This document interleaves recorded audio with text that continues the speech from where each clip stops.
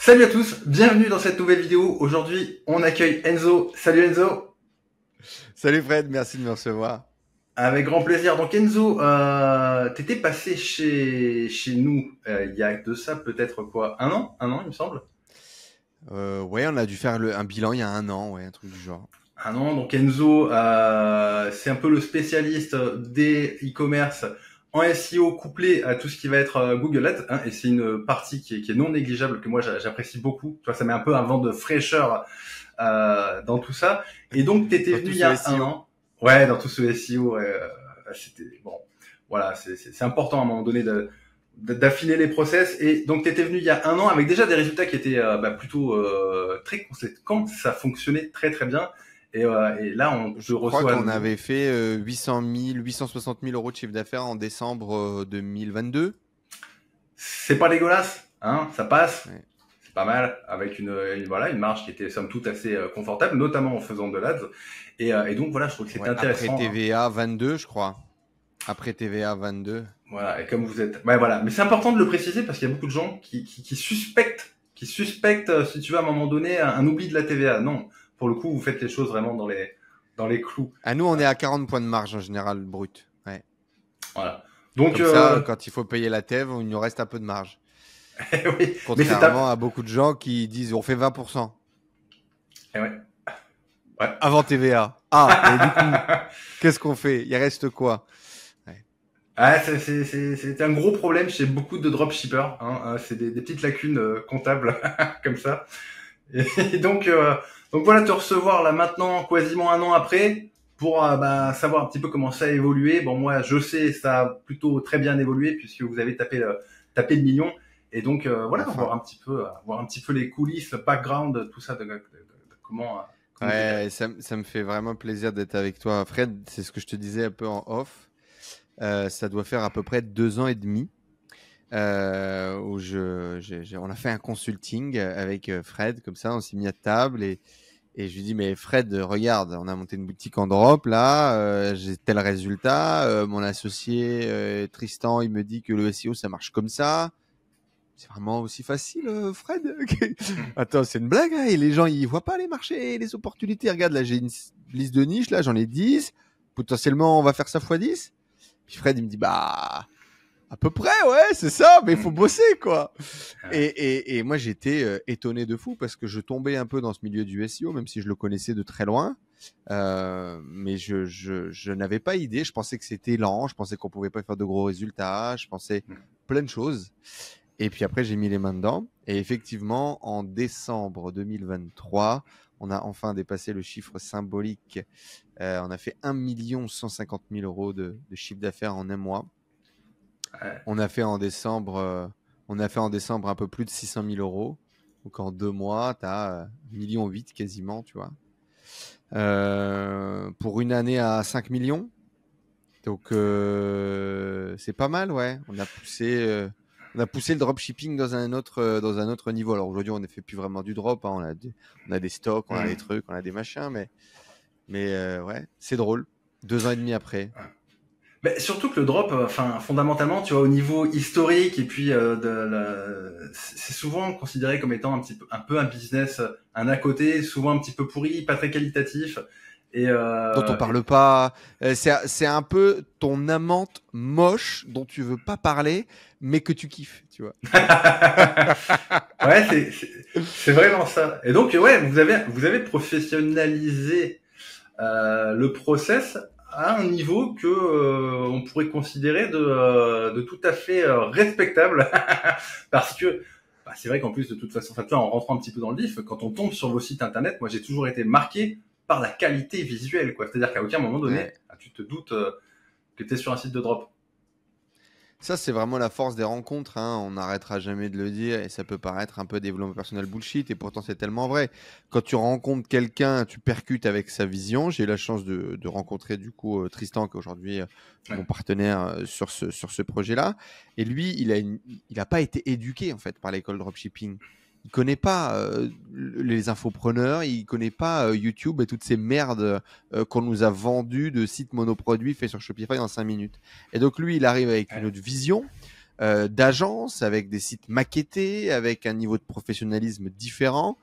Et du coup, il amène dans ce monde-là, cette vision-là, ce professionnalisme-là. Et il me dit non, et on va mettre 1 mois et demi à sortir un site. Par contre, le site, il va mettre tout le monde dans le rétro dès la sortie. Et on n'a fait que cultiver cet état d'esprit-là.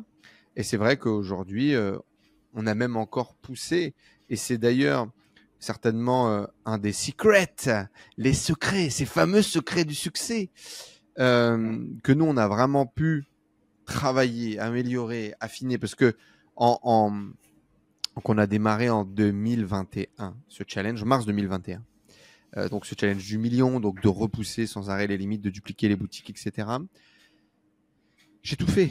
J'ai essayé qu'ils me donnent des carcasses de sites non maquettés, éclatés, de mettre 3000 produits intégrés par des malgaches le plus rapidement possible, qui nous coûtaient le moins d'argent, avec des imports CSV en faisant du scrap AliExpress, etc.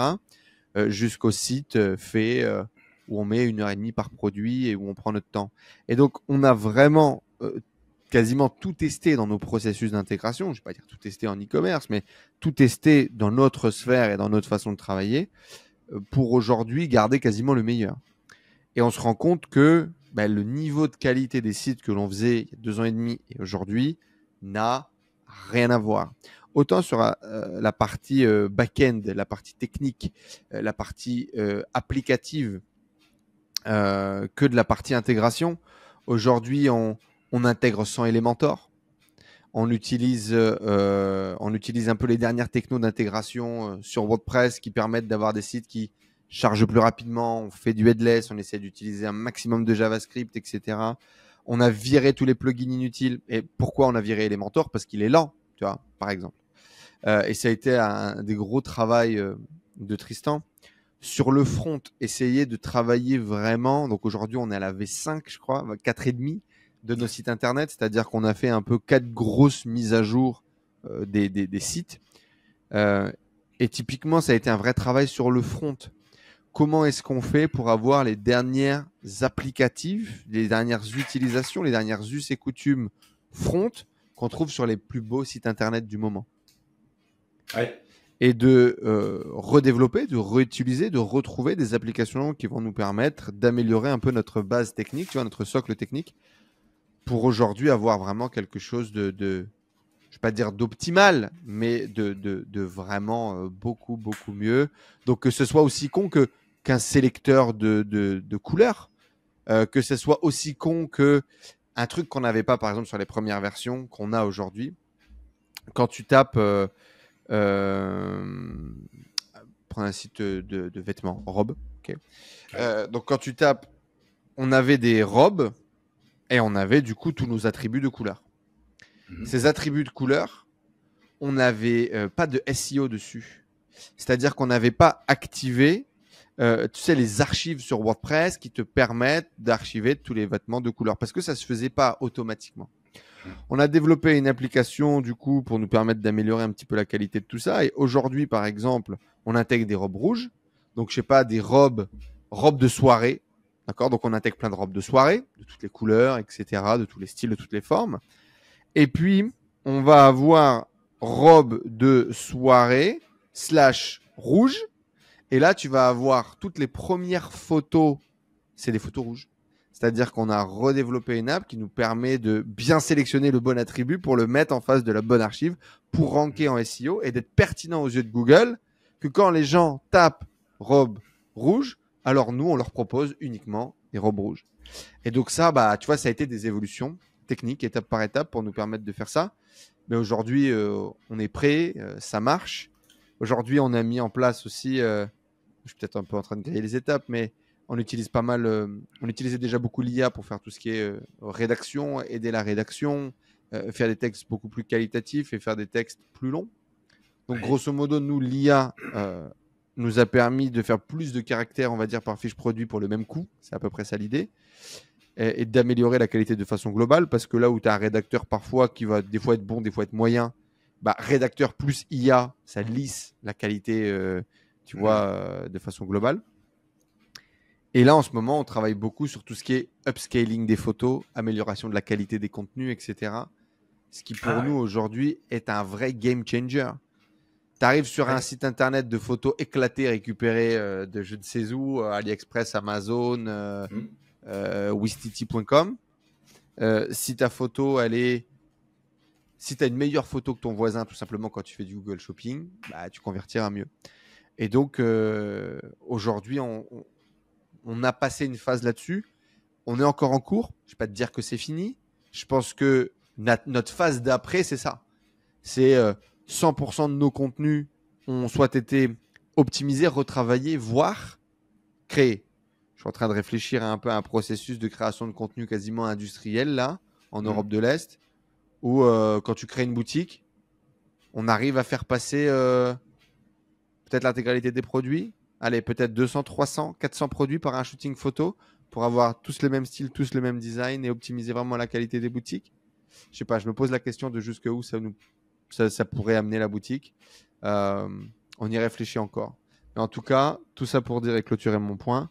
Aujourd'hui, ce qu'on s'est rendu compte, c'est que c'est la qualité, 1, du site internet, 2, la qualité des contenus, 3, la qualité des intégrations produits, que certainement beaucoup trop de SEO ont mis de côté pendant beaucoup trop longtemps, parce que c'est pas forcément ça la stratégie, c'était pas ça la vision qu'amène vraiment un autre niveau. J'ai donné, et c'est un de mes clients d'ailleurs, et c'est ça qui est génial aussi dans le fait de créer du contenu, de créer une communauté. C'est un de nos clients qui nous a aidé à prendre, à voir ça aussi fort. D'accord. Nous, on est parti depuis le début dans la duplication des sites, tu sais, de faire du volume, etc. Et le meilleur de nos sites faisait 700-800 000 euros par an, ce qui est pas mal. Mais t'as pas dépassé le score symbolique du million, par exemple, par boutique. Et puis tu vois bien qu'une boutique, elle stagne un peu à un moment donné parce que tu lui donnes pas assez de temps, d'amour, d'énergie pour la faire passer à un autre niveau. Que ce soit en SEA, en SEO, en produit, en email, en branding, peu importe. Comme tu es dupliqué en termes d'attention, bah, tu n'es pas excellent dans une niche. Puis j'ai un client, il a dit, OK, moi je vais faire Kraken, mais je vais faire une seule niche. Et donc il a fait Kraken, une seule niche, 1 an et demi, numéro 1 sur un mot-clé à 60 000 recherches mensuelles, je crois, sur le mot-clé principal. Grosse niche, grosse niche. Il fait 1 million par an. Okay. 1 million par an. Alors par contre, sur le site internet, je vais te le montrer, il est à des années-lumière de ce qu'on fait. Okay. L'intégralité des photos, la première image de couverture est la même partout. Tout a été photoshopé, tout a été retravaillé. Il y a des templates, il y a de la personnalisation quasiment sur chaque fiche produit. Bref, on s'est fait chier en fait dans le détail. Et c'est là où tu te dis, waouh, ok. Donc là, en ayant ce niveau de détail, lui, sur une niche concurrentielle, il arrive à se démarquer. Le mec est nul en SEO, il rank premier parce qu'en fait, il a tout bien fait, tu vois, dans l'ordre. Et donc, bah, il a réussi à se démarquer complètement sur sa niche. Et bref, ça a été un carton. Et c'est là où je me suis dit, ok, bon, je vais pas aller au niveau de personnalisation qu'il a fait parce que j'ai toujours, à date, on a 60 boutiques, tu vois. Mais je me dis, qu'est-ce qu'on peut faire? C'est quoi le 20-80 de ce qu'il a fait, tu vois? Et donc, on y travaille. Donc voilà, améliorer la qualité des sites internet de façon globale, aller encore plus loin, la maquette, les fiches produits, etc. Et les intégrations produits. On arrête de faire du batch, copier-coller, malgache à l'arrache, et on fait vraiment une intégration de qualité dans laquelle on se focalise sur quelle est la requête utilisateur, qu'est-ce que les gens veulent acheter, qu'est-ce que les gens veulent trouver sur ce produit, et on y répond le mieux possible. Voilà. Malheureusement, je ne sais pas s'il y a des secrets, s'il y a des twists là-dedans, mais c'est vraiment ce que nous, on a appris là avec le recul. Donc le gros secret finalement que personne ne veut entendre, c'est que en fait il faut chercher à bien faire les choses, et ça nécessite aussi malgré tout d'accomplir, tu vois, un certain volume de travail avec les bonnes règles, mais voilà, il faut faire les choses bien, et la plupart des SEO oublient de faire les choses bien parce qu'en fait fondamentalement, comme voilà, tu n'achètes pas ton trafic, donc tu ne perds pas forcément d'argent à faire mal. Exactement. Je travaille pas mal avec Nathan, qui est passé sur la chaîne, qui a développé Copy.com, que tu avais mis en avant, etc. D'ailleurs, Copycom a été rebrandé, il a un autre nom aujourd'hui. Donc Nathan, c'est vraiment un pur produit de chez toi. C'est le mec qui avait pas de carte bleue ni d'oseille pour s'acheter ni un hébergement ni un nom de domaine et donc a commencé à faire ranker des sites avec des putains de noms de domaine gratuits. Donc c'est vraiment un mec qui a appris dans le SEO, qui a appris à être un crevard intelligent et à gagner de l'argent avec ça. Et sauf que il a mis du temps à débloquer ce truc. Quand tu commences à gagner de l'argent et que tu as de l'argent, tu n'as plus besoin d'être un crevard intelligent. Il faut commencer un peu à débloquer ta truc pour aller au niveau suivant. Bon, il a réussi à faire ça progressivement, mais quand même, ça bloquait. Et ça fait genre 2 ans qu'il est dans Kraken, comme ça, depuis le début, parce qu'il faisait partie de mon réseau, tu vois. Et c'est que cette année où il a vraiment compris et où il fait de la qualité dans l'intégration, où il fait de la qualité dans les sites internet, où il s'est mis vraiment à dépenser sur Google et il me dit, c'est fou en fait. Ça marche, ça fait de l'oseille, ça fait de la marge et tout. Il me dit, je lui dis, bah ouais, mais tu le sais, qu'est-ce qui t'a mis autant de temps? Et je crois que c'est ça, c'est cette matrice où, comme t'es pas habitué à dépenser de l'argent pour acquérir ton trafic, bah ton trafic, t'en prends pas forcément autant soin. Quand ça sort de ta poche et que tu sais que chaque euro doit avoir une rentabilité, alors tu te fais chier à te dire, ok, bon, la fiche produit, je vais peut-être la faire un petit peu meilleure parce que ça va me rapporter de l'argent.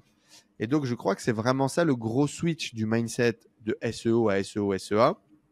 C'est que tu dépenses pour ton trafic et donc, il faut en prendre soin de ce trafic.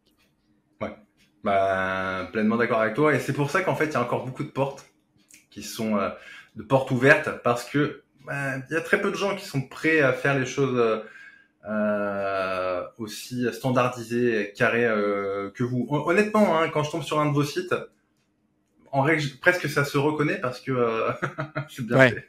D'ailleurs, celui que tu m'as envoyé tout à l'heure en me demandant si c'était à nous, ça aurait pu. Ouais. Effectivement, la qualité est pas mal.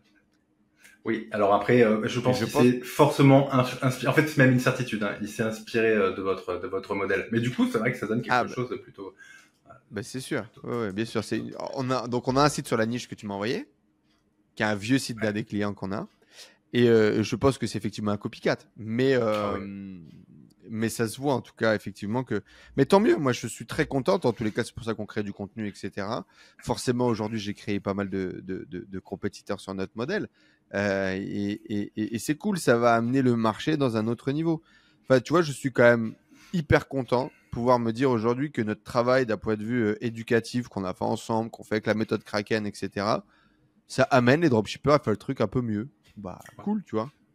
Ouais. Puis avec une vision beaucoup plus globale que ce qu'on peut l'avoir quand on est omnibulé uniquement par le prisme technique, tu vois, du SEO. Avoir du trafic, c'est bien.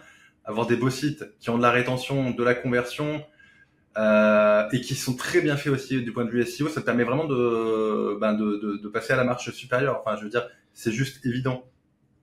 Voilà. Bah, en fait, c'est simple, hein, mais moi, qu'est-ce qu'on a cherché à faire avec ce qu'on fait? On a cherché à répondre à des problématiques business qu'on avait, comme d'habitude. La première problématique business, c'était qu'un site de dropshipping, ça vaut rien. Ou presque. Moi, je faisais à l'époque que du Facebook Ads. Donc, ton site, quand il vendait plus, ton produit winner, tu te le mettais au cul et tu le jetais. Ah ben, le SEO, ça a amené de la long terme. Puis, ça a amené de la vraie valorisation. Un site que tu fais ranker en SEO, ça a de la valeur. Ah, ok. Bon, j'aime. Tu me chantes à l'oreille là quand tu me racontes ce genre d'histoire. Et puis, tiens, SEA, pareil. Ça valorise aussi parce que c'est stable, parce que c'est long terme, parce que tu te fais pas déranquer du jour au lendemain ou tu te fais pas bloquer du jour au lendemain. Ah, ok. Bon. Et donc, du coup, là, ça répond à ce truc de long terme, etc.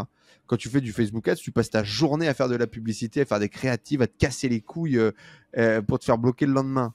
Google Ads, pas besoin. Pareil, t'as pas de créa à faire, t'as rien de tout ça, t'as un peu de management à faire de façon hebdomadaire, mais c'est quand même assez stable et il n'y a pas besoin de faire un suivi de tous les jours. Bon, bah, ça répond à des besoins qui sont très très cool et qui comblent un peu les carences du drop. D'autres problématiques du drop, c'est quoi? C'est les délais de livraison, par exemple. Ok, on va passer 100% par agent, on va stocker et on va faire de l'expédition premium pour accélérer les délais de livraison. 80% des colis, 70% des colis sont livrés en moins de 5 jours. Bon, génial. Ah, c'est beau ça. Il reste toujours 30% à gérer, tu vois. Mais tu as quand même 70% qui sont livrés super rapidement. Parce qu'en fait, on est capable de faire plein de choses aujourd'hui Avec la Chine, on fait des contrôles qualité, on améliore les qualités des trucs, etc. En ce moment-là, il faut encore que je travaille sur les tapis. Ah, putain. On vend des tapis. Et putain, j'ai eu un mème là hier. Tu as un tapis et en fait, tu te rends compte que le business du tapis, comme beaucoup de business en Chine, c'était business de POD. Et donc, tu as une super photo d'un salon génial et tout, tu vois, avec un grand tapis avec des léopards dessus là. Et puis, tu as le client qui dit, ouais, j'ai reçu ça. Puis là, on dirait un tapis de souris avec 2 léopards un peu moches, tu vois. Tu te dis, non, comment vous avez pu faire ça, les frères? C'est pas possible, quoi. Et donc, voilà, on bosse sur l'amélioration de la qualité. Typiquement, ça où la majorité des dropshippers livreraient ça et puis espéreront que les clients râlent pas. Bah, nous, on prend ça. On va trouver une vraie putain d'usine de tapis. On va faire du vrai tapis. On va l'envoyer rouler. On va monter la qualité. On va monter la qualité des sites internet. On va monter la qualité de la livraison. Et sur le long terme, ça marchera. Et on aura surtout une meilleure revente parce qu'on aura créé plein de barrières à l'entrée du business. Là, pareil, tu sais, on vend des tapis à poils, là. C'est des trucs très à la mode, machin. Les gens mettaient dans leur salon et tout. Bon, bah, les premiers tapis à poils, c'était des feuilles avec des poils dessus, quoi. On aurait dit des poils de cul et des trucs super fins. Bon, bah, pareil, tu retravailles avec le fournisseur. On améliore l'épaisseur du tapis, on améliore l'épaisseur des poils, on paye un petit peu plus cher, on améliore la livraison et tu as des clients satisfaits. Donc, effectivement, c'est l'extra mile. C'est l'extra mile vers lequel beaucoup de gens ne veulent pas aller, mais ça nous permet d'avoir des bons retours clients, ça nous permet d'avoir moins de remboursement, donc d'avoir plus de profitabilité, etc. Et plus de profit, ça veut dire quoi? Plus d'argent dans vos poches, ça veut dire une meilleure revente. Voilà. Et est-ce que justement, tu vois, vous êtes monté suffisamment en qualité pour avoir une LTV du client, tu vois, conséquente en fonction des produits, bien sûr. C'est dur à dire parce que sur les sites sur lesquels la qualité elle est vraiment bonne et beaucoup plus optimale, c'est les sites les plus récents. Et donc, il n'y a pas encore assez de cycle de vie quasiment sur beaucoup pour avoir une vraie LTV.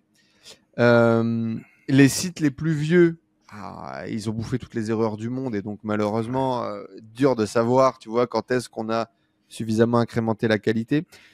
Aujourd'hui, même sur les sites sur lesquels on a du Made in France, on a genre du 1.1 ou un truc comme ça en termes de LTV. C'est-à-dire qu'en gros, les gens rachètent 1,1 fois. Ce qui ferait genre 10%, quoi, tu vois. Donc, bof, c'est pas encore incroyable. Mais après, ça, sur un volume de commandes qui est des milliers et des milliers et des milliers de commandes par an. Donc, voilà. On n'est pas encore des génies sur la LTV. On y travaille. On cherche à voir ce qu'on peut faire là-dessus. Mais pour l'instant, j'ai pas encore assez de recul sur les sites sur lesquels on est vraiment bon. Ok. Et c'est vrai que, encore une fois, certains verront très bien les sites auxquels je fais allusion. Si vous ne voyez pas, un jour, il faudra passer dans l'arrière-boutique. Mais les sites sont tellement bien faits. Moi, je me posais une question au niveau du temps d'entretien. Par exemple, un site que tu as lancé il y a 1 an et demi, est-ce que finalement, vous continuez à itérer dessus ou pas? Alors, c'est une super question parce qu'il y a des fois où je pense qu'on est vraiment des arnaques.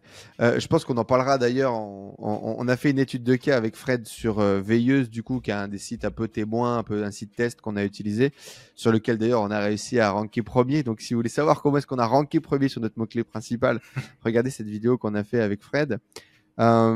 Mais la réponse, c'est que la majorité du temps, pas du tout, quoi. Cette année, notre objectif, il est de lancer 12 nouveaux sites. Un nouveau site par mois. Ce qui peut paraître beaucoup, pas beaucoup, en fonction de comment vous bossez. Pour nous, c'est un challenge. C'est un vrai challenge. Avec notre niveau de qualité, avec 350 produits au lancement, c'est un vrai challenge.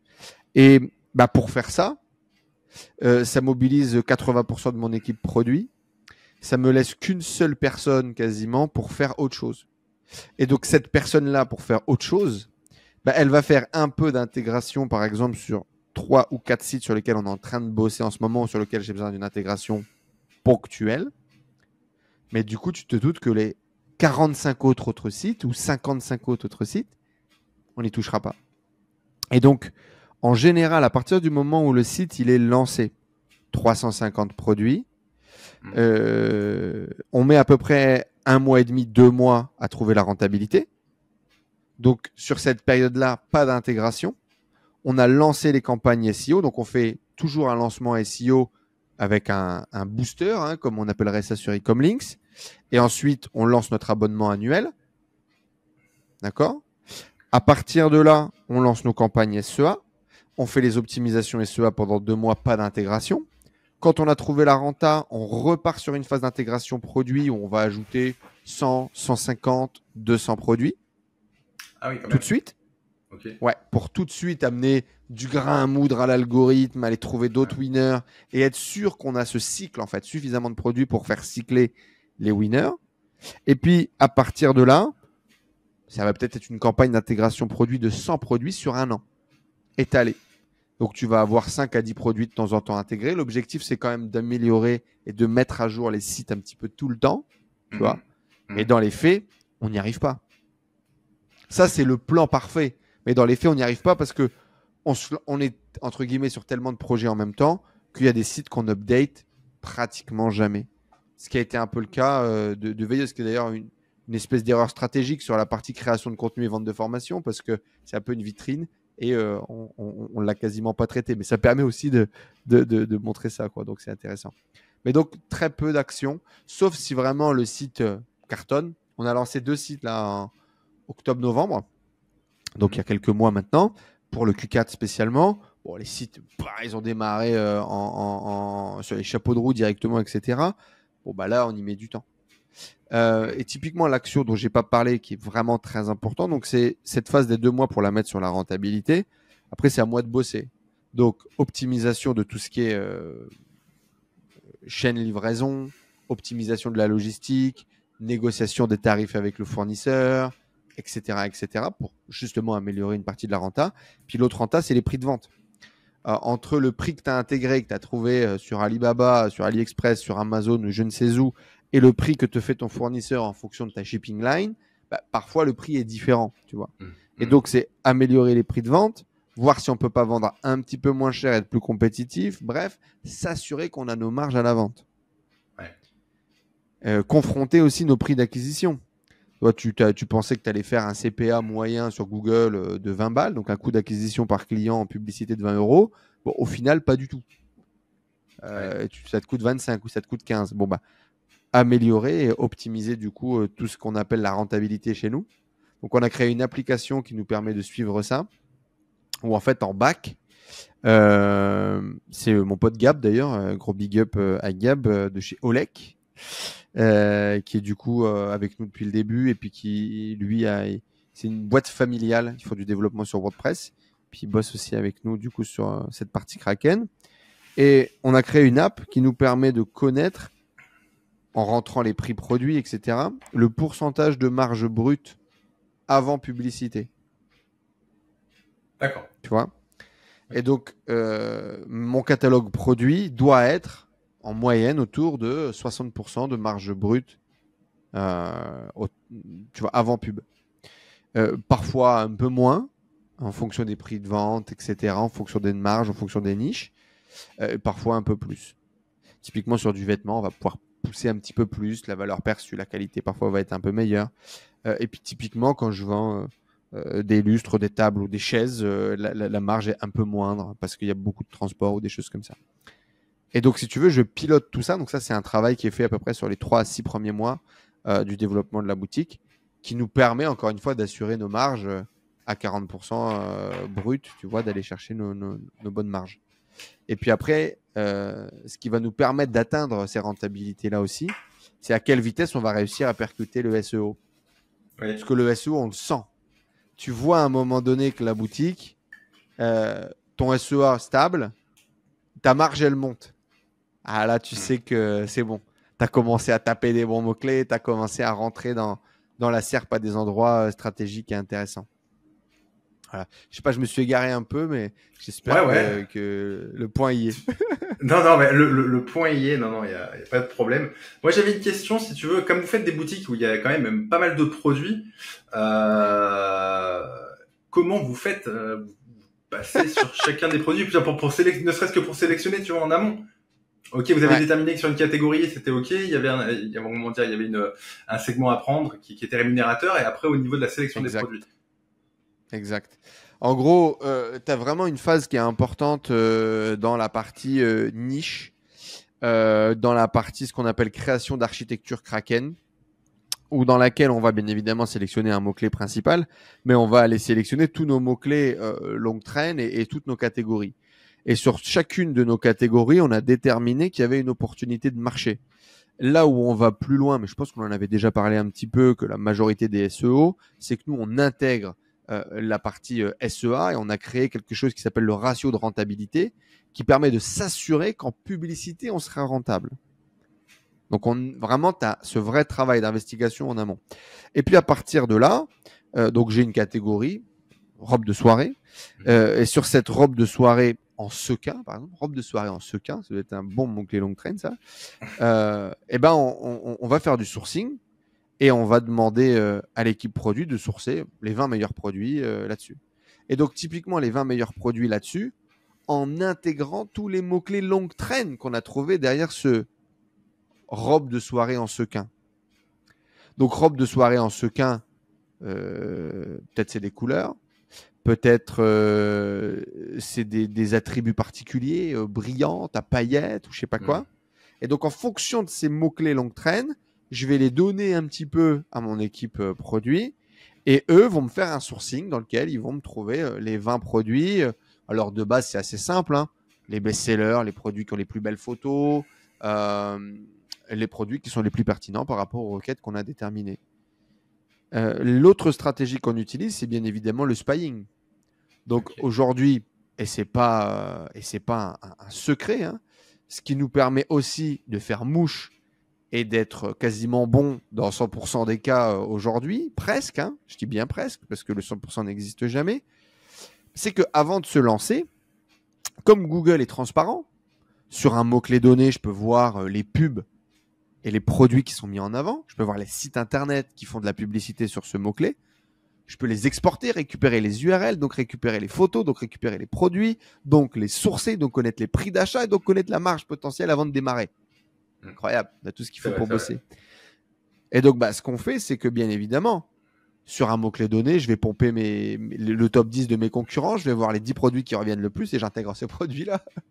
Ce qu'on a appelé du coup du spying de best-seller, ouais, en gros. Et donc, on utilise 3-4 tools, un petit process, ce qui nous permet de faire ça aussi. Ok.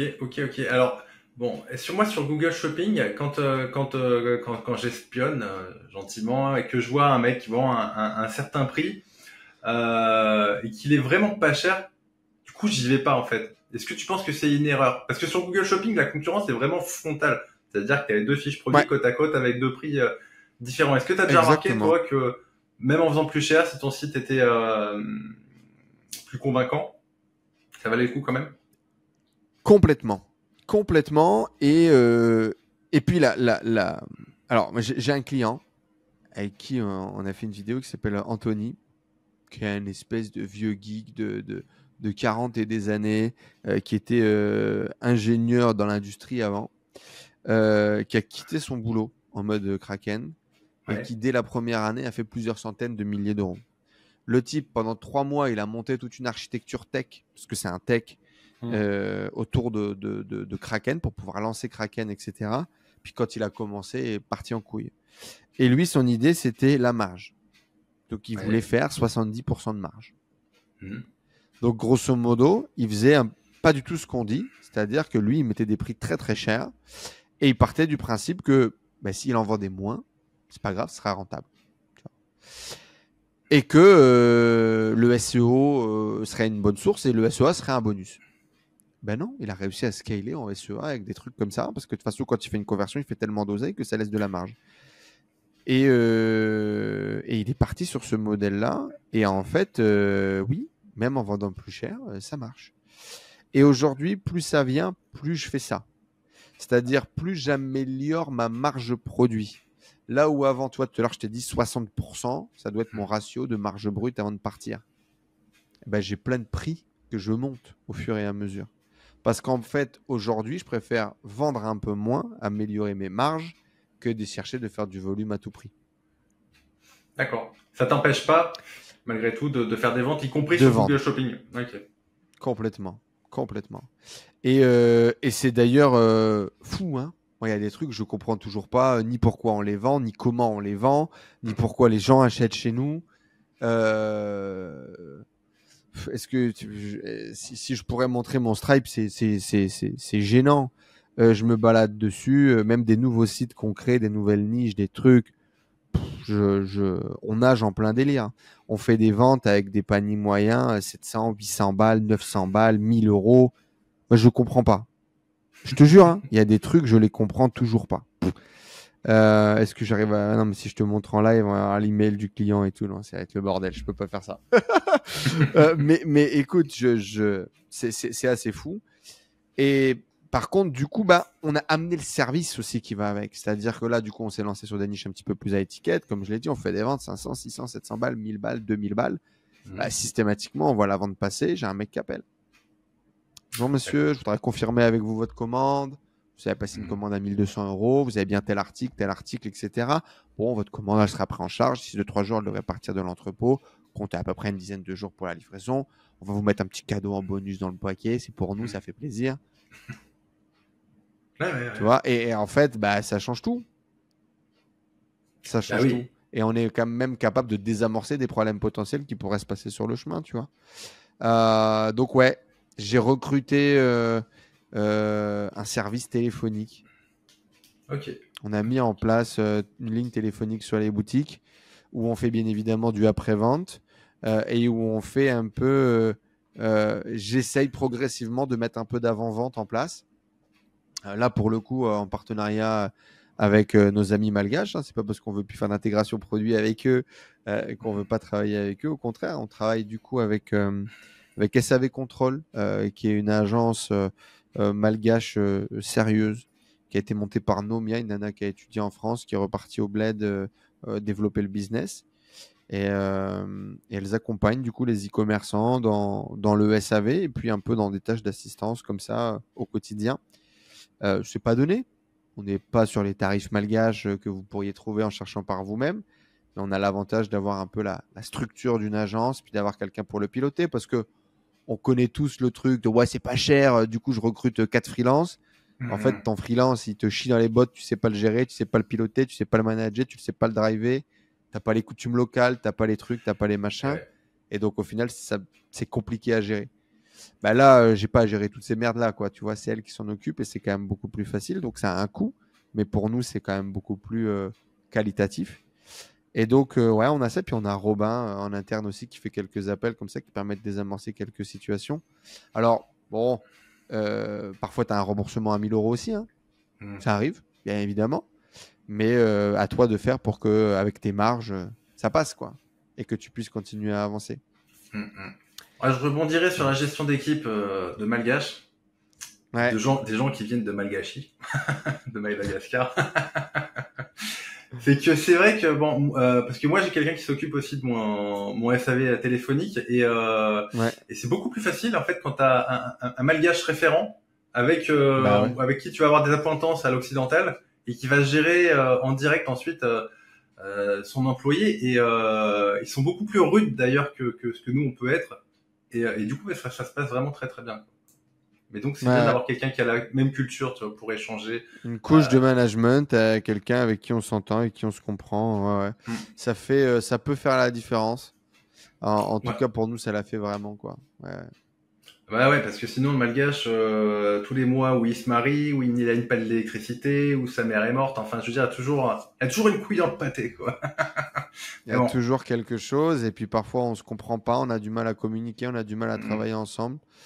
Donc en moyenne, je paye 3 fois le coût de mon malgache. Hein. Mais du coup, si ton malgache il travaille 3 fois, ton malgache, je dis ça putain comme si c'était du bétail, désolé, mon Dieu. Si ton employé malgache travaille 3 fois mieux, 3 fois plus efficacement, il est 3 fois plus pertinent, ouais, tu t'en sors quoi. Et comme nous, on veut faire de la qualité, ça a été vraiment essentiel. Et tu vois, typiquement, j'ai des employés sur d'autres activités, parce que tu sais que j'ai d'autres branches à droite, à gauche, là. Les mecs, ils sont un peu laissés à eux-mêmes, pas de management, pas de pilotage, pas de cadrage. Ouais, tu sais jamais ce qui se passe vraiment. Hein. Ouais. C'est beaucoup plus compliqué. Ouais, c'est un gros problème. Concernant, tiens, moi, tout à l'heure, c'est une question parce que j'ai noté des petites questions parce que je suis quelqu'un d'organisé, tu le sais. Au niveau, tu vois, il y a un truc qui est intéressant. Tu lances des boutiques à la chaîne cette année, donc vous en avez prévu 12. Mais Ouais. toi, depuis le début, en fait, que vous êtes sur ce process et que vous lancez des shops comme ça, finalement, à combien t'estimerais ton taux de réussite? Et j'entends taux de réussite par quelque chose qui est déjà à minima en positif, mais on va quelque chose de conséquent, tu vois, qui va générer peut-être entre 5 et 10 000 balles par mois de bénéfices après TVA. De bénéfices, ouais. Ouais, là, c'est effectivement, tu poses des critères, c'est bien. Alors, 5K bénéf, ok. Alors, j'ai une stat, parce que du coup, je la suis, donc je la connais, qui est la stat des gens pour qui on vend des boutiques. D'accord? Oui. Donc, on vend des boutiques avec une garantie, satisfait ou remboursé. Et plus que satisfait, c'est rentable ou remboursé. Donc, je la connais bien, ma stat. On est à 90%. D'accord. C'est-à-dire, tu as une boutique sur 10 qu'on vend où le gars, un an après, va me dire OK, ça ne génère pas la rentabilité que j'espère, je demande un remboursement. D'accord? Ok. Donc, on fait du 9 sur 10 à ce niveau-là. 5K bénéf qui est un peu plus élevé quand même que juste la rentabilité ou la satisfaction d'un client. 5K bénéf par mois. Le truc, c'est que c'est compliqué parce que les boutiques actuelles le font beaucoup plus facilement que les anciennes. Ah, Sur les anciennes, je dois avoir on doit avoir à peu près une trentaine de sources de revenus. On a d'ailleurs des stats intéressantes. Donc sur 60 boutiques, dont à peu près 30 dupliquées à l'international et donc 30 sur le marché francophone. On a à peu près 20 boutiques qui ont fait plus de 10 000 euros par mois sur décembre. ok. Et on a 2 boutiques qui ont fait plus de 100 000 euros sur le mois. Ou 3 boutiques qui ont fait plus de 100 000 euros sur le mois. Donc, tu as vraiment un 20-80 dans le 20-80, tu vois. Ça, c'est très Ok. intéressant. Ok. Et donc, tu vois, voilà, tu as 10 boutiques qui soit étaient trop récentes et donc n'ont pas dépassé 10 000 euros, soit c'est des vieilles et c'est des merguez, quoi. Et c'est des merguez sur lesquelles soit on bosse pas, soit on a délaissé. Ok. Donc, je sais qu'on a par exemple une niche sur les chats qu'on avait lancé en se disant on développera ça dans un an ou deux, on va laisser monter le nom de domaine, etc. Le truc a jamais percé. Ça fait 2-3 000 balles, 4 000 balles par mois de CA. On s'en occupe pas. Et je me demande si ça peut percer. Alors, ça peut certainement percer, mais si tu veux, comme on n'a pas de signaux positifs très intéressants, on se met jamais dessus. Alors, c'est rentable. Ça fait, je sais pas moi, 500 balles ou 1 000 euros de profit par mois. Donc, si tu veux, on le coupe pas et on encaisse. Mais on le développe pas, on passe pas de temps. Pareil, j'insiste sur les bébés qu'on avait construits dès le début en se disant on va poser des briques, tu vois, sur des grosses niches en se disant on les développera plus tard. Classique, hein, développer la notoriété du nom de domaine. Et puis justement, au départ, c'était on va lancer 10 graines et puis on verra un peu ce qui marche, on le développera, tu vois. Mais en fait, typiquement, c'était la mauvaise stratégie pour des niches compliquées. Pourquoi? Parce que sur une niche compliquée comme la niche des bébés, au contraire, il faut pas y aller avec ta bite et ton couteau. Il faut y aller avec un putain de plan, des investissements, de l'oseille et puis être très bon. Et donc, on a posé des sites un peu merguez qui, du coup, décollent pas. Donc, ouais, on a ce site de bébé, ce site de chat. On a un site de chien, mais qui doit être un peu mieux, lui aussi, qui doit faire peut-être 80 000 de CA par an ou un truc comme ça, 100 000, mais tu vois, ça dépasse pas. On doit avoir quelques autres sites, mais qui sont, on va dire, de la génération 2. Donc, génération 2, c'est des sites qu'on a créés en 2022. En 2022, du coup, on a fait pas mal de sites qui sont un peu nuls. Peut-être des mauvais choix techniques, peut-être des mauvais choix SEO, SEA. Tout est possible. Tout ce qu'on a lancé en 2023 a pété les 5 000 euros de profit mensuel et beaucoup plus rapidement qu'avant. Okay. Aujourd'hui, même sur les lancements, avant, on était rentable genre en 3 mois. Aujourd'hui, on a réussi parfois à être rentable le mois 1. Alors, est-ce que c'est l'implémentation du tracking server-side? Est-ce que ça parle à tout le monde? Je ne sais pas. En gros, le tracking classique, tu vois, cookies, etc. iOS 14, machin, s'est fait flamber. Les cookies obligatoires sur les sites internet, voilà. Tout ça fait une perte de data qui est énorme. Ouais. Et donc, Google a mis en place ce qu'on appelle le tracking server-side. Donc, plutôt que de capter l'utilisateur en front, ça discute directement avec le serveur en back. Ce qui nous permet d'avoir une data en général annoncée, selon les gens qui vendent ce genre de service, 15 à 20% plus pertinente, plus précise. Grosso modo, on collecte plus de données et donc on est plus rapidement dans l'optimisation des algorithmes. D'accord ? On a réussi à faire des sites rentables en un mois et on a fait des démarrages complètement débiles, genre 100 000 euros de chiffre d'affaires sur les 3 premiers mois, tu vois, des trucs comme ça. Ah oui, ok. Ouais. Alors sur des lancements stratégiques, genre rentrée scolaire, Q4, ouais, on a fait des petits résultats quand même assez fous comme ça. Et en fait, on fait plus de meilleurs scores que ce qu'on faisait avant. Okay. Tu vois, la moyenne est meilleure que ce qu'on faisait avant. Ouais, vous améliorez aussi. Mais moi, du coup, tu vois, la vraie question vraiment intéressante là-dedans, enfin qui moi m'intéresse, c'est du coup comment quelles ont été les erreurs des quelques sites, par exemple celui que vous avez revendu à votre client, donc le 1 sur 10, hein, le 1 sur 10 là, ouais. qui n'a pas fonctionné. 90%. Aujourd'hui, on a fait à peu près, on a dû faire une cinquantaine de sites. Okay. Donc, tu en as à peu près 5 qu'on a récupérés en remboursement, en garantie, qui sont un peu merguez. Okay. Tu as 2 typologies de sites. Malheureusement, tu en as une partie, comme d'habitude, le plus gros bug en informatique, c'est ce qui se passe entre le clavier et la chaise. C'est-à-dire que y a des clients, c'est les clients, quoi. Ah. Là, il y a un site, en 3 semaines, je suis passé d'un site pas rentable à un site rentable. Donc, typiquement, qu'est-ce qu'on a fait ? On a repris le site internet, on a corrigé tous les bugs qui étaient visibles, des produits sans photo, des attributs qui étaient des attributs de merde chinois importés sur le site visible, des produits qui n'étaient pas cohérents avec la requête utilisateur qui était placée dans les catégories. Donc, typiquement, on doit vendre des chemises en lin et c'était pas une chemise en lin. Bah, toi, tu es un utilisateur ou tu es Google, bah, tu arrives sur la catégorie, tu vas te barrer, donc tu as un taux de rebond qui explose, ou tu as un taux de conversion qui est mauvais, etc. Bref, tous ces trucs-là. Donc, tu as une optimisation produit, tu as une intégration produit, tu as une réoptimisation des Google Ads, et on relance en général une campagne SEO. Ok, parce que le mec... Ça paiera plus tard, mais... Ouais. Parce que quand vous vendez le site, parce que moi j'avais été... je trouvais l'offre béton, notamment parce qu'il y a une garantie de remboursement. Il me semble que le mec derrière, en fait, en gros, s'il fait pas l'idiot, il avait pas grand-chose à faire. Enfin, fallait laisser tourner l'existant, non ? Exactement, ouais. Il laisse tourner, mais il doit quand même, si tu veux, piloter sa boutique. Il va réintégrer quand même des produits. Il va refaire des campagnes d'intégration produits, etc. Et il va piloter ses ads à partir du 3e mois. Donc, à partir du moment où il est rentable, on donne les clés. Tu as la formation, tu as l'accompagnement, tu as tout ça. On fait des points après, en général, tous les 3 mois, plus ou moins. Mais le mec, il est quand même libre. Il gère son bateau, tu vois. Et en fait, tu as des clients, ça décolle jamais, ou ils font pas le taf, quoi. Moi, j'ai des clients qui font pas le taf. Ouais, ok. Bon, c'est pour ça d'ailleurs qu'on en est arrivé sur une offre de gestion où c'est nous finalement qui reprenons la gestion parce que malgré le cas, où le mec ça lui plaît pas, ou le mec il a pas le temps, ou je sais pas quoi. Et bah là, typiquement, le dernier site qu'on a racheté qui est sur une typologie de matière, je peux pas en dire plus sinon je vais griller ma niche. 3 semaines. 3 semaines. Et c'est génial parce que du coup, j'ai des nouveaux salariés. Là, comme je t'ai dit, on a recruté 6 personnes en ce début d'année. Et j'ai fait bosser ces nouveaux salariés, donc principalement sur le pôle produit, sur cette boutique.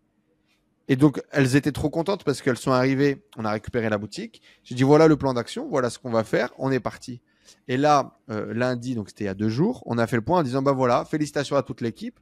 Vous avez vu, on a repris une boutique. Cette boutique perdait de l'argent. On en gagne aujourd'hui, tous les jours. Ouais. Donc là, je sais pas, c'est pas énorme, hein. On doit faire 50 euros de profit journalier, un truc comme ça. Mais ça y est, c'est bon, c'est remis sur les rails de la rentabilité. Donc à partir de là, donc qu'est-ce que j'ai fait ? J'ai fait tout ce que je te disais tout à l'heure. Donc optimiser la renta, intégration de produits, retravailler le Google Ads. Parfois, tu as des produits qui dépensent sur Google Ads qui sont pas vraiment rentables. Ton budget est mal réparti. Ou toutes les optimisations qu'on recommande n'ont pas été mises en place. Donc on les fait. On refait une phase d'intégration de produits. on nettoie tout le site, on corrige tous les bugs techniques qui peut potentiellement y avoir. Et puis, on refait une phase d'intégration produit, en général principalement basée sur ce qui marche en ce moment, sur les produits qui sont recherchés, donc sur les produits sur lesquels les compétiteurs ou le marché investit le plus. Et boum. Moi, je fais une phase de rentabilité, j'optimise avec le fournisseur. Par exemple, il y a un taux de retour qui est un peu trop élevé, ce qui fait que ça peut plomber ta marge. Je travaille sur ce taux de retour, j'optimise. Bref, je fais l'extra mile. Et là, typiquement, en 3 semaines, on a retransformé une boutique non rentable à une boutique rentable. Et puis parfois, alors il y a aussi des problèmes marché. Ouais. Est-ce que je peux le dire? Oui, je vais le dire. Allez, on s'en fout. La niche de la perruque. D'accord. Donc c'est une super niche en SEO. Ouais. C'était une super niche en SEO, SEA. Et puis Temu est arrivé. Ah oui. Temu vend en publicité les produits à perte. Ouais. Et ils ont pris 80% de l'espace publicitaire sur la niche. D'accord. Ok. Bon, le business, ça fait 150 000 € de chiffre d'affaires la première année. Ouais. Super. Bon démarrage. Le truc se met dans les rails. C'est le genre de business que c'est bien. C'est entre 100 000 et 150 000 € de chiffre d'affaires la première année, c'est très bien. Et en général, on va chercher à essayer de pousser un peu, x2, x2,5, année 2, etc. Stabiliser, optimisation derrière. Et là, année 2, ça marche plus, quoi. Forcément. T'as l'autre, toi, tu vends, je sais pas, 50 balles. L'autre, il vend 20 balles. Tu peux rien faire. Ouais. Là, pour le coup, tu peux rien faire. Il prend tout l'espace publicitaire. Il est de la première à la 9e position sur Google Shopping. Ouais. Si tu essaies de jouer contre lui, t'es mort, quoi. Donc là, il y a des niches comme ça sur lesquelles on s'est fait pas mal emmerder par Temu sur cette année. Et là, malheureusement, nous, ça va être de miser sur le SEO et d'attendre. Parce qu'ils vont pas passer toute leur vie à puber à perte. C'est pas possible. C'est intéressant. Donc, ils finiront... Ça m'intéresse aussi grandement, ça, parce que Temu me casse grandement les couilles. Donc ça, c'est ton point de vue à un moment donné, parce que c'est vrai que... c'est mon point de vue plus les chiffres de Google. Pour le coup, c'est un sujet que je suis beaucoup. On a la chance du coup d'avoir un peu des espions à droite à gauche et puis un partenaire Google premier qui est Yohan, donc qui est notre agence Media Buying avec laquelle on travaille. Et donc tous les mois, je vais récupérer les rapports de Google sur les plus gros bidders, sur le marché en ce moment, sur les mouvances de marché. Et là, par exemple, on voit que Temu a beaucoup de mal à revenir du nouvel an chinois. Ils prennent leur temps là. J'espère qu'ils vont prendre un temps indéfini, mon pote, de toi à moi. Mais en gros, oui, même Google a peur. Parce que quand tu as un annonceur qui prend 80% de l'espace publicitaire et tu sais qu'à un moment donné, il va se retirer, eux, ils sont en train de tuer des annonceurs. Temu a tué des annonceurs. Il faudrait que je fasse une vidéo YouTube là-dessus, d'ailleurs. Ça peut intéresser pas mal de gens. Parce qu'il y a plein de gens qui peuvent pas être en compétition, qui ont plus d'argent. Alors moi, ça m'arrange parce que j'ai plein de gens qui meurent sur le chemin. Donc quand Temu va se barrer, je serai tout seul sur le marché, sur plein de marchés en tout cas. Mais en attendant, effectivement, il faut se tirer les fesses. Donc, nous, ce qu'on fait, c'est qu'on ne cherche surtout pas à être en compétition avec Temu. Donc, en fait, on a parfois des endroits sur lesquels nos volumes de dépenses baissent. Donc, nos chiffres d'affaires baissent. On garde notre focus renta, surtout pas le changer. On investit beaucoup plus en SEO. Ouais. Parce que là, par contre, ils ne viendront jamais nous chercher. Et nous, il faut qu'on maximise nos positions. Et on attend. Et on optimise, bien évidemment, tout ce qui est CRM. Ok. Non, mais c'est vrai que Temu, c'est un vrai dossier, hein, parce que franchement, ils se cassent les couilles et ils sont vraiment partout, quoi. Ok. Donc il y a ça. Donc le deuxième truc, c'est Temu, et puis le troisième truc, c'est nous. Voilà. La mauvaise niche. Alors le plus beau, et ça, je pense que c'est un peu le surmenage et c'est le fait d'avoir voulu faire trop de trucs. Parfois, Tristan, il me balance dans des domaines dans lesquels il pense vraiment que je vais faire de la magie, tu vois. Et je pense qu'on n'est pas mauvais, tu vois. Je pense qu'on bosse, je pense qu'on essaye, mais il y a des trucs que je peux pas faire. Et il m'a balancé sur une niche de meubles, frère, sur lequel je lui dis, mais ça marchera pas. En dropshipping, je peux pas envoyer des fauteuils pas chers depuis la Chine. C'est pas possible. Ça coûte beaucoup trop cher à livrer. Ouais. Et donc là, Tristan dit au client, voilà, c'est une niche compliquée, il va y avoir des frais de livraison, machin. Par contre, c'est une niche demain, vous faites du container, vous devenez le roi du monde. Et c'est vrai, toutes ces niches-là sur lesquelles Ouais, mais non, mais il y a Conforama en face, mais il y a Meuble du... Non, frère, c'est des boulevards SEO, SEA, c'est incroyable. Et le truc, c'est que, bah oui, il faut faire du container et mettre du stock en France pour éviter, en fait, ces frais de livraison depuis la Chine. Tu peux pas. Sinon, ton client, tu vas payer un fauteuil 100 balles, tu vas payer 400 balles de livraison, tu vas lui vendre 600 balles ou 700 balles. Ouais, ça va jamais marcher. Et donc, du coup, si tu veux, on s'est retrouvé dans des blocages comme ça où, bah oui, on a fait des erreurs de niche, où il y a des concurrents qui sont arrivés entre deux, des erreurs de produits, des erreurs de ratio de rentabilité parfois. Voilà. Donc, je te dirais un tiers au niveau des erreurs, un tiers un peu de notre part, un tiers des clients, un tiers du marché. Voilà, tu vois, on a dû faire sur tous les sites qu'on a lancés, on doit pas être loin peut-être de 7-8 merguez à peu près. Quand je dis merguez, ça peut être des sites un peu comme le site de chat, quoi, qui fait 1000 balles de profit par mois, mais qu'est-ce que tu veux que je foute avec ça? Et voilà, sur ces 7-8 erreurs, tu as des erreurs parfois des clients qui font pas le taf sur les produits, qui font pas le taf sur corriger les erreurs, qui n'optimisent pas en fait tout ce qu'il faut optimiser. Parfois, tu as des concurrents marché à la TMU qui viennent et qui te cannibalisent le business. Tu peux pas faire grand-chose. Et puis parfois, bah, tu as juste mal fait ton taf, quoi. Au niveau de l'architecture SEO, au niveau du travail avec le fournisseur, au niveau des estimations de business, tu as été mauvais. Ça arrive. Ok. Bon, par contre, ce que tu as dit, enfin après, pas grand monde passe le cap, hein, parce que c'est un autre métier, quoi. Enfin, c'est un autre métier. Pour faire venir un conteneur de Chine en France, bon, moi j'ai des histoires avec ça. Enfin, parce que moi je suis en mode Jean-Jacques. Donc, ok, le conteneur chinois, il me dit, ce sera livré au port, au port. Il me dit quel port. Moi, je lui dis, bah, j'habite à Nice, au port de Nice, s'il vous plaît. En fait, bah non. c'est pas un port marchand, quoi. Et ce con de conteneur, il s'était retrouvé au Havre. Et alors après, pour trouver un transporteur, bordel, ça a été. Et tu vois, mais c'est là que je me suis rendu compte. Donc, non, mais ça c'est pareil en fait. C'est super facile à partir du moment où tu as le bon partenaire. Ouais. Ce qu'il faut dans ce business, et dans tous les business d'ailleurs, c'est s'entourer des bonnes personnes. Donc, typiquement, nous, on a fait nos premiers containers en 2022. Non, en 2023, parce qu'en 2022, on avait fait du bateau un peu classique où on payait au poids. Donc, ça, on avait fait du classique, mais on avait déjà envoyé 100 000 balles de stock à cette époque-là en France. Et puis après, quand tu fais tes premiers containers, etc., bon, nous, on a la chance, c'est que le partenaire, il s'occupe de tout. Ouais. Non, mais il s'occupe de tout, donc il s'occupe du transport, et il s'occupe du transport jusqu'à destination finale. Et puis après, bon, ça arrive à l'entrepôt, et c'est piqué, c'est géré, etc.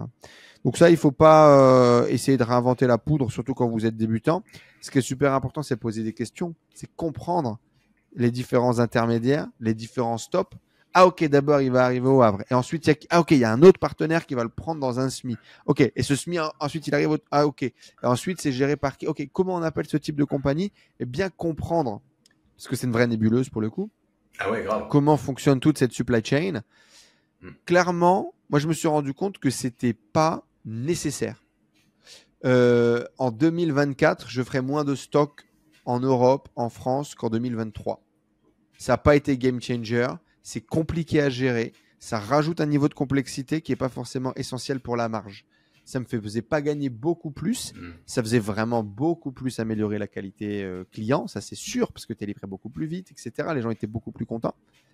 Mais quand on est capable de faire du 5 jours depuis la Chine, qu'est-ce que je vais me faire chier à bloquer de l'oseille, à truc, à machin? On va en faire beaucoup moins. Le stock en Chine aujourd'hui est beaucoup plus rentable pour nous que le stock en France. 5 jours. Déjà, moi, je dis que 10 jours, si tu veux, ça passe. C'est-à-dire, c'est juste avant que la personne s'énerve. 5 jours, c'est royal. 10 jours, c'est très bien. Alors, 5 jours, c'est... tu as du stock en Chine. C'est de l'aérien en premium. Et le mec, ça part avant 17h. Donc, nous, on a des expés tous les jours. Avant 17h, ça part. Donc, ça veut dire que le mec, il passe commande. C'est piqué dans la même journée. C'est mis dans le camion qui part pour l'avion. Et du coup, ça part le lendemain par le premier avion. Et ça arrive en général. Allez, j'ai vu des commandes arriver en 4 jours, mais en général, c'est 5 jours, 6 jours, 7 jours, 8 jours. Ouais, non, mais là, on est très très bien. Non, ouais, effectivement, il n'y a aucun intérêt à s'emmerder, à faire du stock avec tous les risques que ça comporte aussi. Euh, Exactement. ok, ok. Enzo, bah alors attends, j'enchaîne mes petites questions puisque je les ai préparées. Vas-y. En termes de votre vision de la scalabilité, du coup, vous êtes plutôt sur une scalabilité où vous allez multiplier les shops, parce que c'est ce qui a l'air d'être le cas quand même malgré tout, vous continuez. Mais c'est vrai que pour des shops qui ont été lancés tu vois, il y a 1 an ou 2 ans, comment se passe la progression en termes d'évolution de chiffre d'affaires? Stagnation après la deuxième année et demie, troisième année. D'accord. Je pense que c'est lié aussi à notre process. Parce que comme on travaille peu en profondeur sur les sites, bah, du coup, à un moment donné, elle capte. Ouais. Et moi, ça me prend plus de temps et c'est d'autres process que de revenir sur cette boutique pour la faire passer au niveau suivant que de créer une nouvelle boutique. Donc pour l'instant, on a quand même toujours ce processus de nouvelle boutique. Par contre, contrairement à avant, c'est ce que je disais un peu en intro par rapport à mon client, on va quand même chercher à faire le 20-80 plus en profondeur qu'avant pour aller chercher un palier au-dessus. Okay. Donc, on est toujours dans cette optique de faire du volume et de créer de nouvelles boutiques pour avoir de nouvelles sources de revenus. Mais on va quand même plus en profondeur. On essaye quand même d'aller plus qu'avant sur l'amélioration de la boutique en elle-même. Ok. C'est un espèce de mix des deux quand même. On monte la qualité tout en continuant à faire du volume. Alors par contre, typiquement, pour pouvoir aller chercher plus de volume et également monter la qualité, on a augmenté les équipes. On a recruté plus de gens pour nous aider à faire ça. Ouais. Ok. Et il y a un point dont on n'a pas parlé, peut-être que je l'introduis là, ça mènera peut-être d'autres questions, c'est l'international. Donc en 2023, on s'est lancé sérieusement dans l'international. On a recruté 2 personnes à temps plein pour pouvoir nous aider à faire ça. Et je pensais que ça allait être la clé du million de chiffre d'affaires. En fait, pas du tout. Ça a été les nouvelles boutiques encore sur le marché francophone.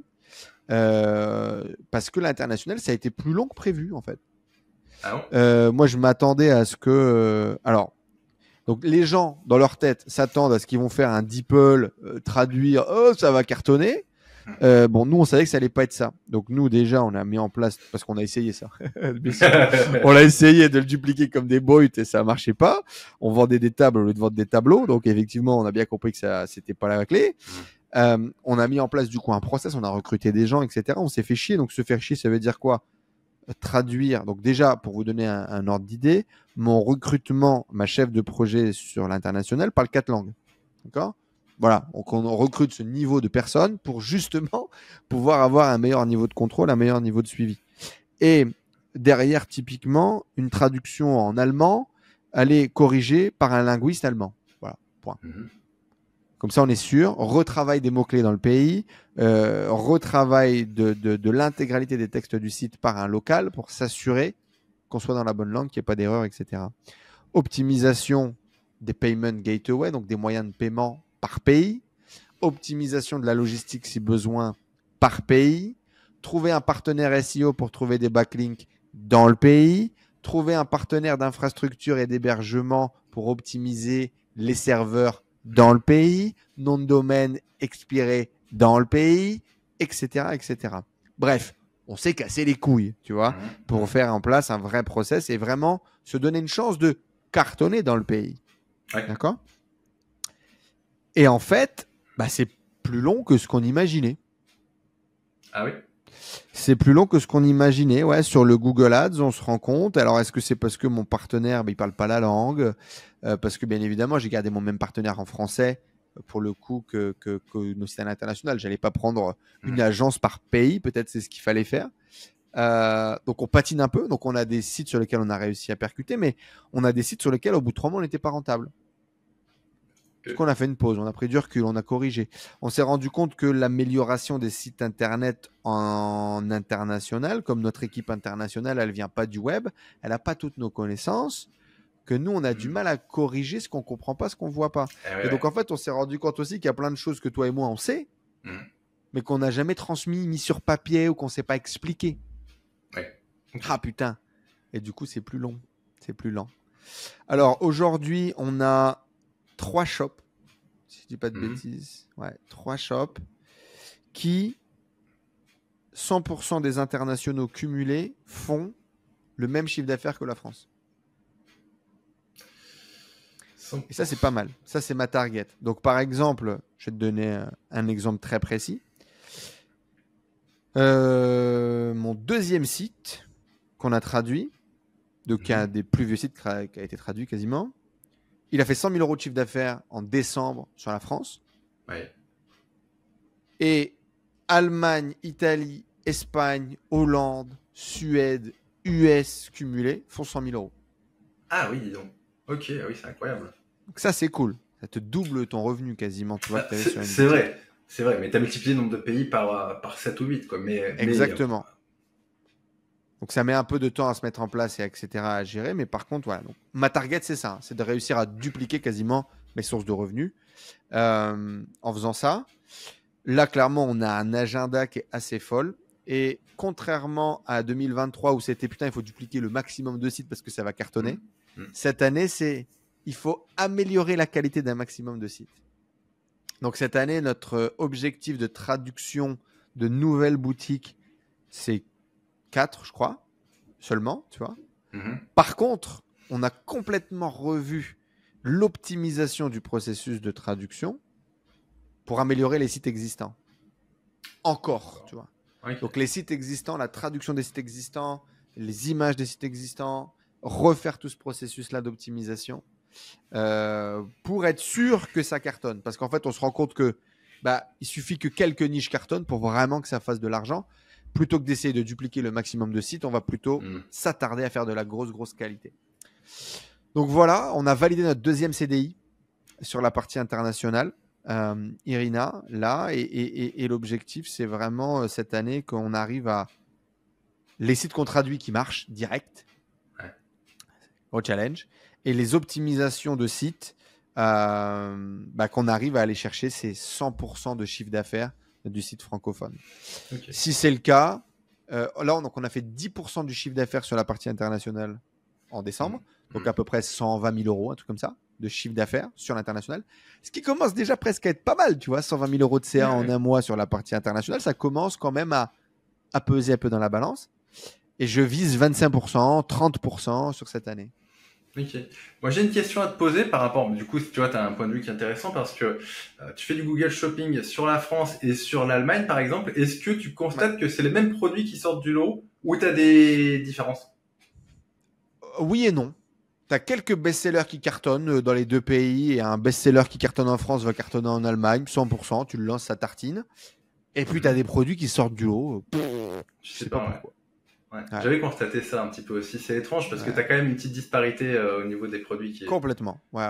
Tu as des tendances, tu dois avoir des modes, tu dois avoir des trucs. C'est des produits différents qui ressortent. Ouais, des produits différents qui ressortent.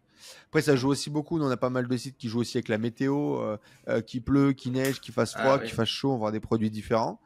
Et donc, là, ça va jouer clairement par pays, là où tu vises.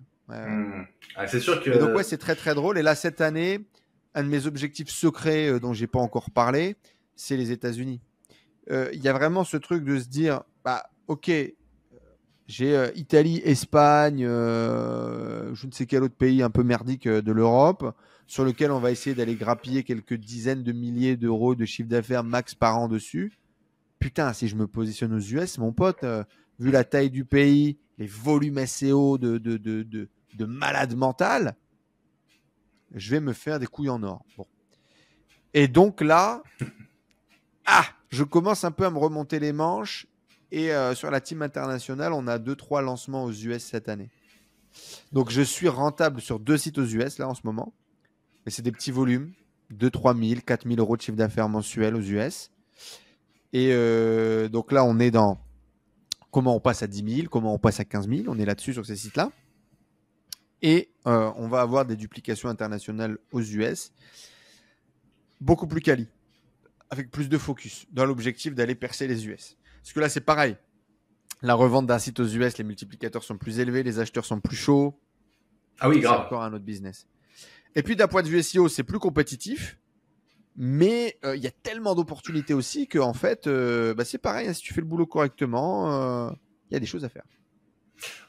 Ouais. Alors c'est vrai, et à la fois j'ai jamais trop attaqué les marchés US, et j'ai eu d'autres sons de cloche comme quoi finalement en SEO, mais c'était moins violent que ce à quoi on pourrait s'attendre, tu vois, Bah, ce qui est finalement. sûr, c'est qu'en fait, les Français sont super forts. Vous avez été tellement nombreux là de bons SEO francophones à éduquer toute une population qu'en fait, en SEO français, le niveau est super élevé.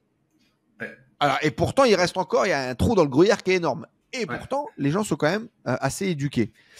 On a énormément de gens qui vendent du lien, etc. Enfin, aujourd'hui, il y a un marché qui est quand même assez dense. Typiquement, demain, tu crées un site en Espagne, tu fais un Kraken bien optimisé. Dans 6 mois, tu es premier sur la majorité des requêtes. Il n'y a personne. C'est un vide astral, le bazar. Et ça, que ce soit en Espagne, en Italie, etc.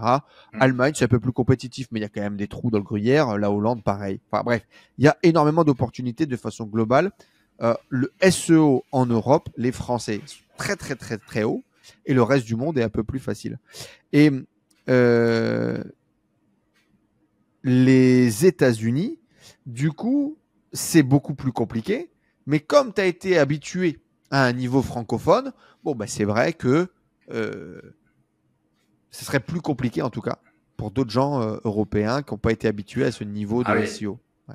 oui, c'est sûr. Si tu passes de la Roumanie aux États-Unis, le Par chemin est contre, peut-être un peu. voilà, par exemple, en KD, donc en niveau de difficulté de mots-clés Ahref, là où nous, on fait du 0 à 2 sur le marché francophone, et sur aujourd'hui nos propres sites, on va faire du 4 à 8. Donc, c'est encore des niveaux de difficulté qui sont très faibles, mais sur lesquels il commence à y avoir un petit peu de compétition.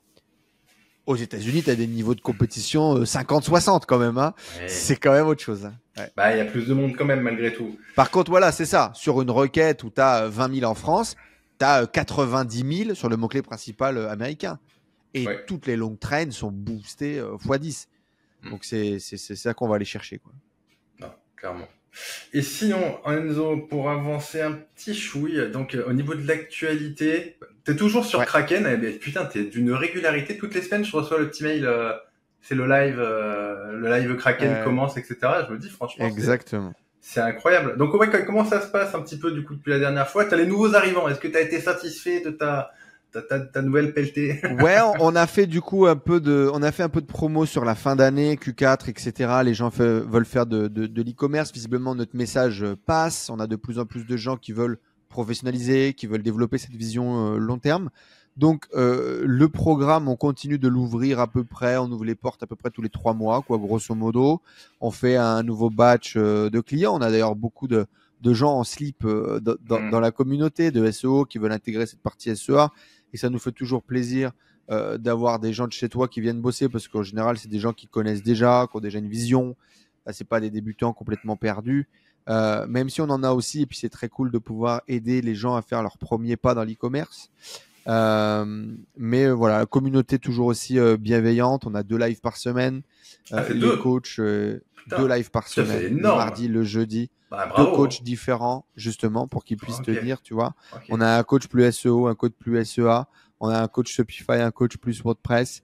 Ça nous permet d'avoir vraiment une bonne balance, d'avoir des sons de cloche qui vont dans la même direction, mais qui sont un petit peu différents. Voilà. Aujourd'hui, le programme marche bien. Des gens demandent des statistiques. Malheureusement, je n'ai pas fait de trucs. Tu vois, je devrais mettre en place des formes avec des stats et tout.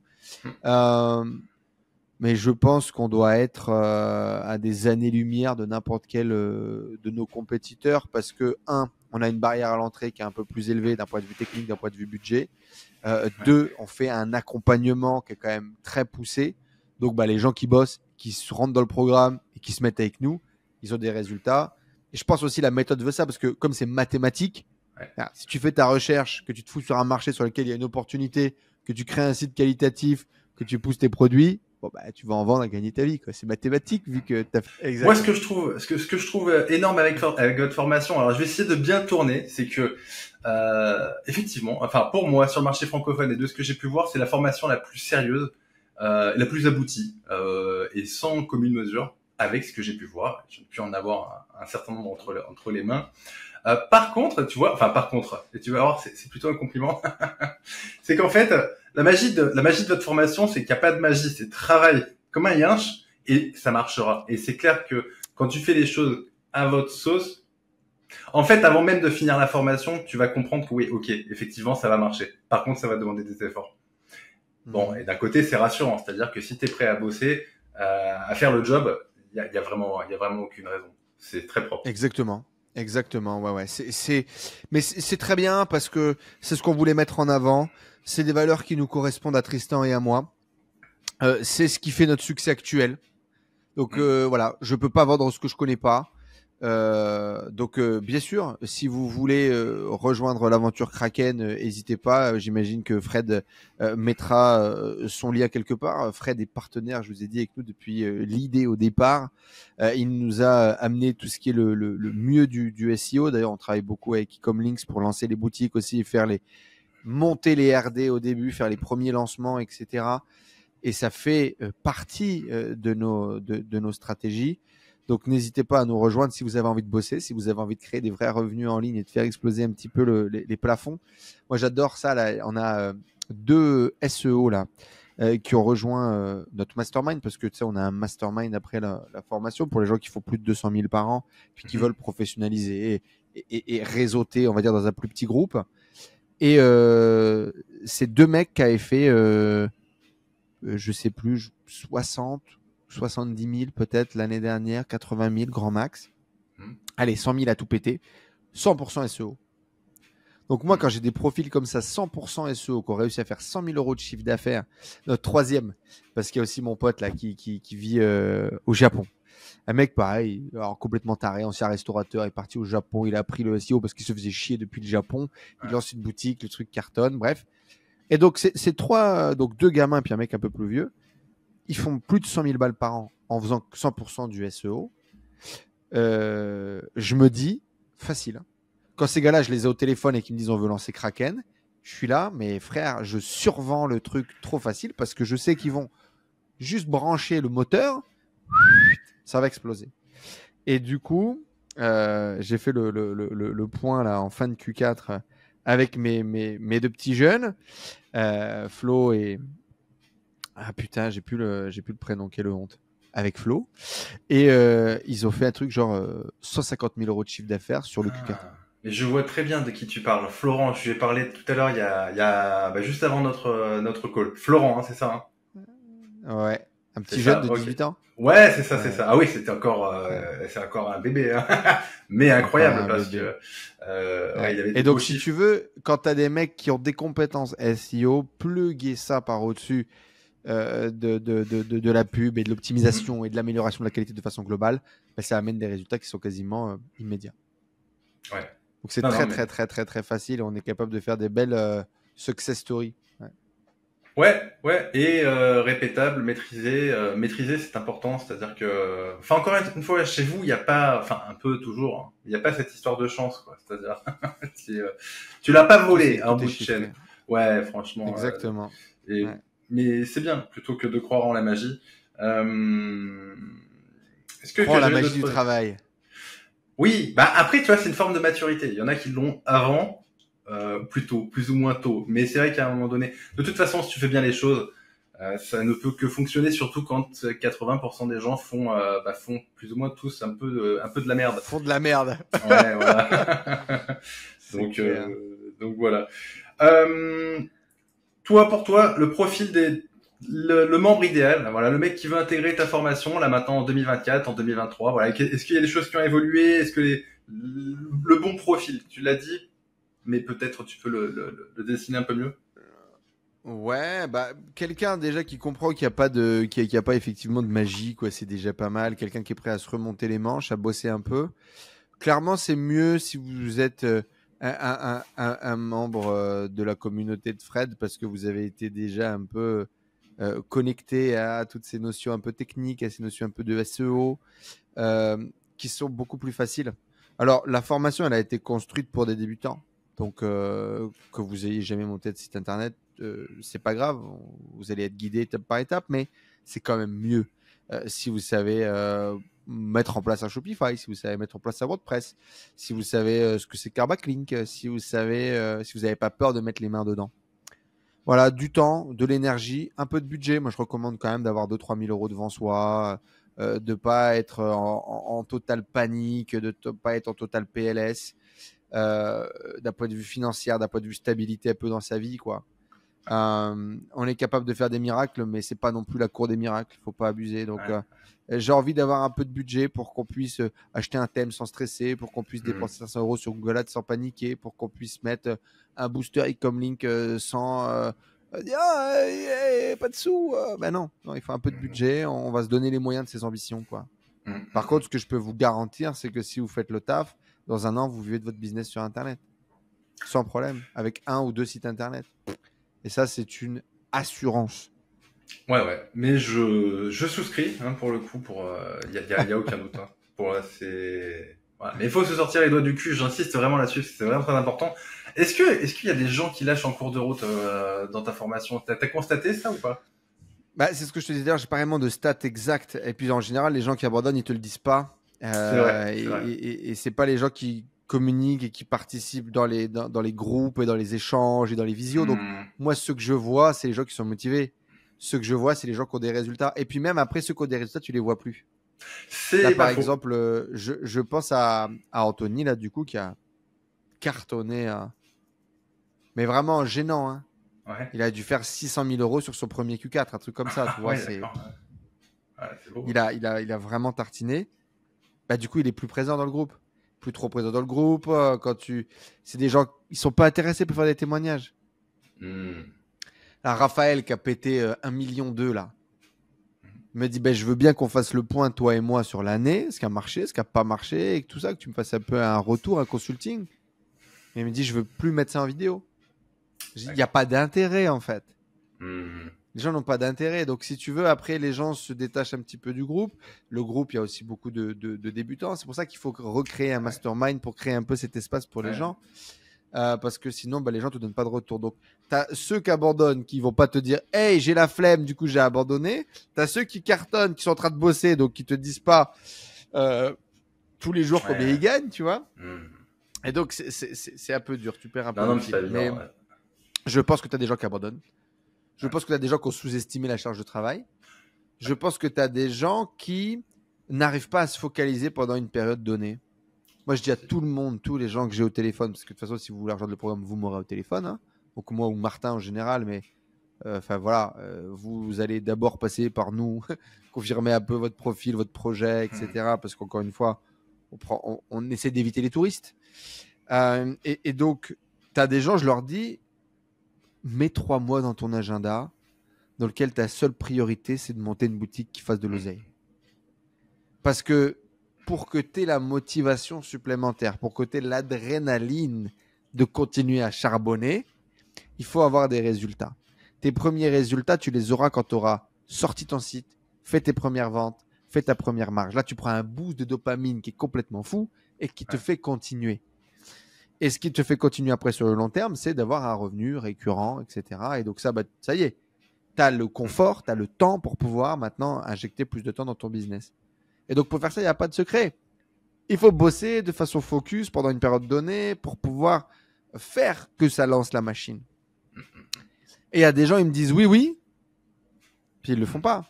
Hmm. Puis après, bah, c'est comme tout le monde. On se fait tous saper par notre vie. Alors si en plus tu as un boulot à côté, tu as du temps, tu as du truc, tu rentres du taf, tu es fatigué, il y a les gosses, il y a la bouffe, il y a le sport que tu essayes un peu de te traîner parce que tu sais que tu dois faire du sport. Au final, tu n'as pas assez de temps pour développer ton projet. Et donc, moi, c'est ce que je dis à tout le monde.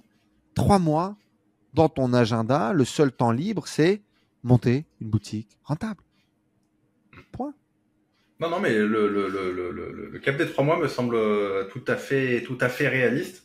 Ça change de mes Ouais. boutiques à moi, tu vois, pondu, pap, comme ça, en 7 à 10 jours. Mais à la fois, Eh voilà, ouais. c'est pas le même process, ça n'a rien à voir. Tes boutiques à toi sont solides. Les miennes sont, bon, après attention, j'ai pas que des boutiques de merde non plus, hein. Mais, non, mais c'est autre chose. Ok. Est-ce que j'avais d'autres questions, Enzo? Est-ce que tu avais quelque chose à rajouter qui te vient en tête comme ça? Les Alors, portes, vous allez les rouvrir quand, du coup, tu me dis que c'est tous les 3 mois. bah, Comment ça là, se au passe? moment où tu vas poster quand cette vidéo-là, à peu près? Dans 15 jours. Ouais, c'est ça. Il y aura donc tous les trimestres, hein. Donc, on avait ouvert en janvier, donc on ouvrira à peu près en mars. Donc, tu vois, on ouvrira un peu pour l'été et on ouvrira un peu la rentrée Q4, quelque chose comme ça. Donc, à mon avis, d'ici là, il devrait y avoir une ouverture des portes d'ici peu. Dans tous les cas, vous mettez votre email, vous regardez la vidéo et puis on communiquera par email sur les prochaines ouvertures. Les points pour clôturer. Et moi, c'est vraiment une des grosses prises de conscience que j'ai eues. Quand on a cette révélation avec mon associé, avec Fred, de oui, c'est possible, on peut dupliquer les boutiques, on peut faire de l'oseille, etc. On se définit cet objectif de faire 1 million d'euros de chiffre d'affaires par mois. Ça nous a pris 2 ans et demi. Si j'avais défini de faire 10 millions d'euros de chiffre d'affaires par mois, je pense que j'aurais réussi aussi. Peu importe l'objectif que vous vous définissez, aussi loin qu'il soit, la vraie question, c'est combien de temps, quelles ressources il me faut pour y arriver. Et moi, j'ai vraiment pris conscience de ça. Je l'ai vécu encore une fois. Quand on définit cet objectif, j'ai 2 boutiques. On fait 35 000, 40 000 euros de chiffre d'affaires mensuel. J'ai aucune idée qu'on est capable d'atteindre des chiffres d'1 million d'euros par mois. Je ne sais pas comment on va faire. Je ne sais pas combien de boutiques il va me falloir. J'ai aucune idée des problèmes de banque, de processeurs de paiement dans lesquels je vais foutre les pieds. J'ai aucune idée de comment faire 1 million par mois. Je ne sais même pas ce que ça représente 1 million d'euros par mois. Parce que ça représente beaucoup d'argent. On définit juste cet objectif parce que ça nous fait rire en se disant qu'on va dupliquer 30 boutiques et on va y arriver. Bon, dans les faits, c'est ce qui s'est passé. Et en fait, on se dit toujours que l'important, ce n'est pas le résultat, mais c'est la personne que vous devenez dans ce processus de changement qui fait que vous valez beaucoup plus qu'avant. C'est du développement personnel très bullshit américain. Et pourtant, c'est très, très, très vrai. Et c'est vraiment ce qu'on a vécu. Donc, pour vous dire la vérité, en novembre, on fait 650 000 euros de chiffre d'affaires, qui est le même chiffre d'affaires qu'on avait fait 1 an avant, en novembre. Je suis super déçu. Le marché a fait moins 20. Et donc, malgré les boutiques qu'on a créées en plus, eh ben, on fait le même chiffre d'affaires. Et donc là, quand je vois les résultats de novembre, même avant de faire la compta, je vois les résultats. Dans ma tête, c'est on ne réussira pas à le faire l'objectif en décembre.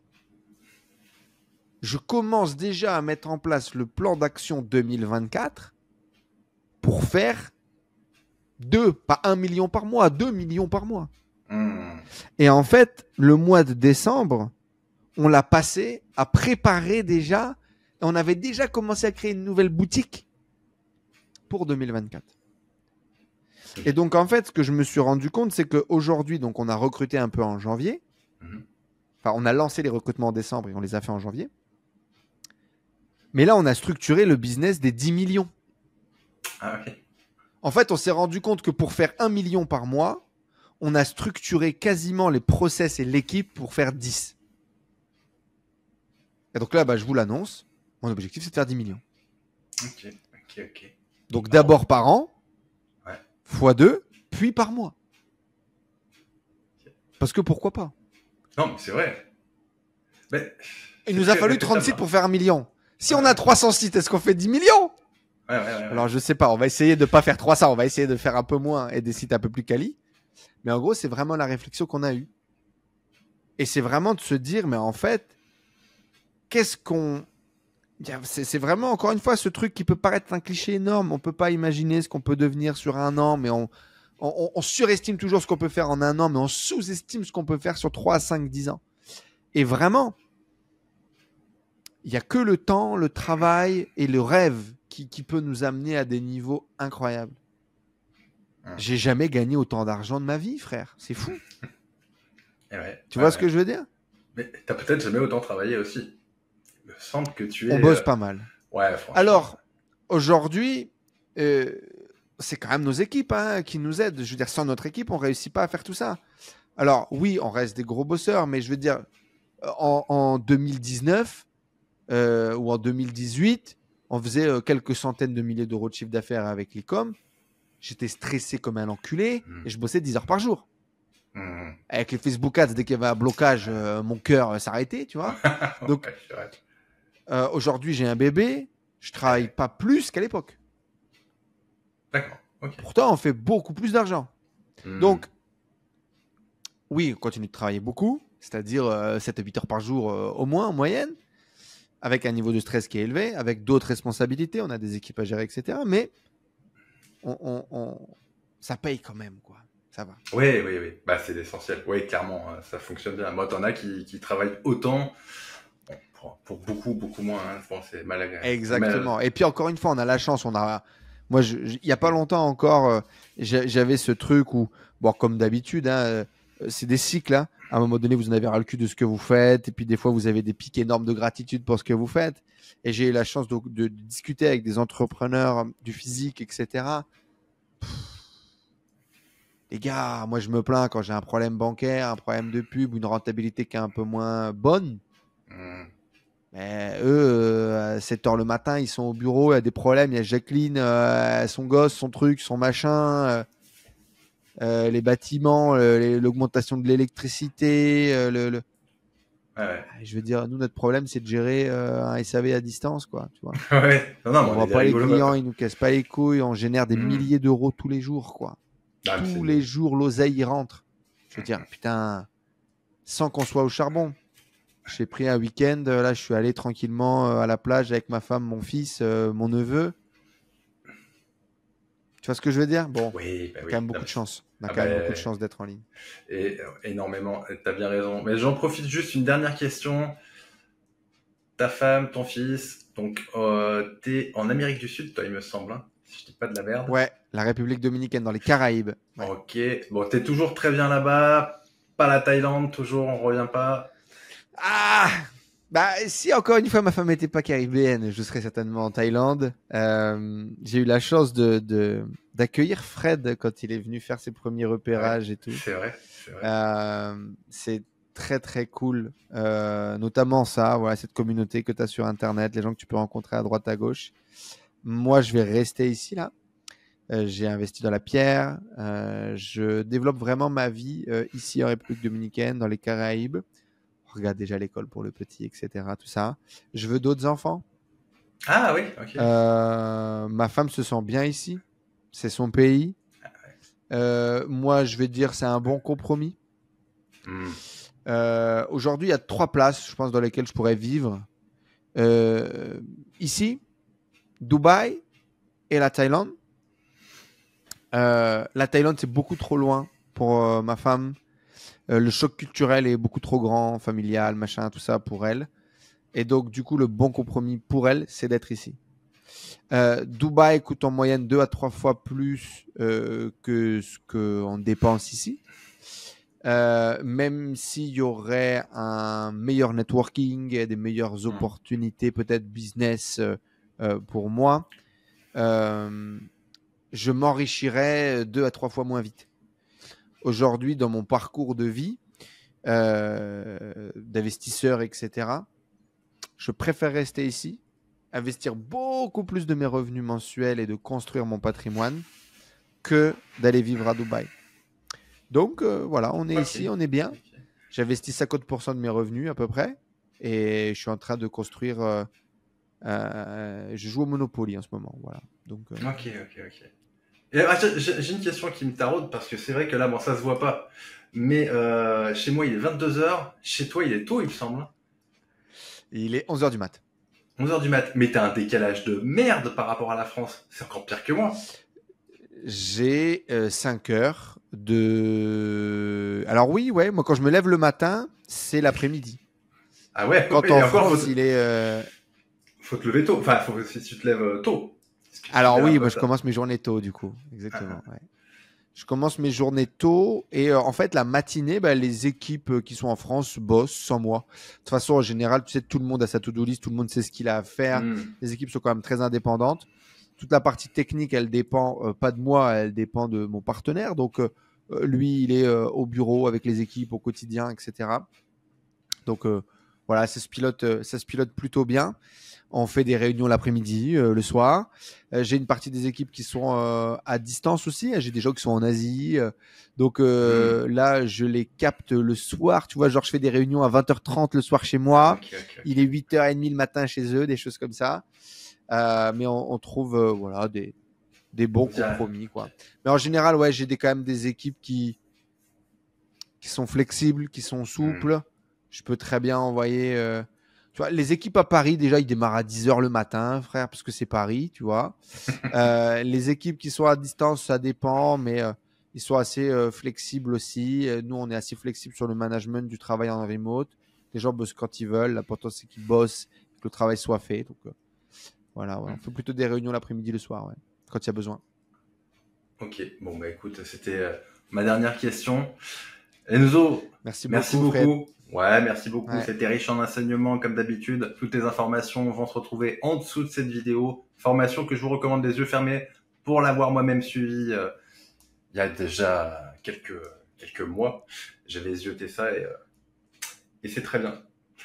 Enzo, le mot de la fin?